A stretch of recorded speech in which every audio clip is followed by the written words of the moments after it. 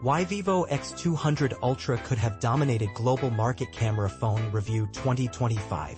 Last week, we ran a poll that revealed some exciting insights about the vivo X200 Ultra, and the results are hard to ignore. It seems that Vivo has struck gold with this model, leaving many scratching their heads as to why it's not available worldwide.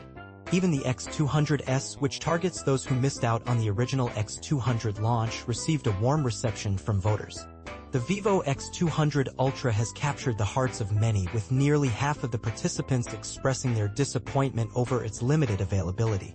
That's a significant number of potential customers that Vivo is overlooking. While the X200 Pro is a solid device, it simply can't compete with the Ultra's impressive features.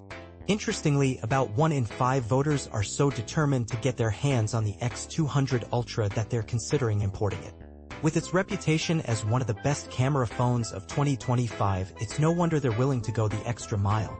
However, not everyone is singing the Ultra's praises. Some users have pointed out that the main camera lacks a 1-inch type sensor, which is a common expectation for a phone branded as Ultra.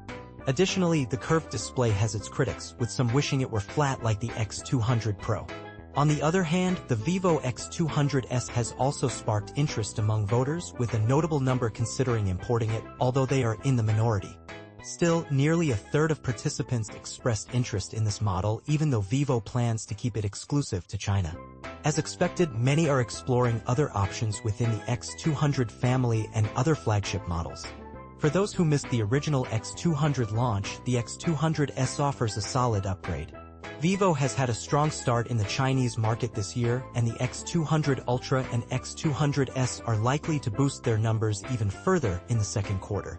It's a shame these two models won't be available in more countries, as they could have significantly increased Vivo's market share globally.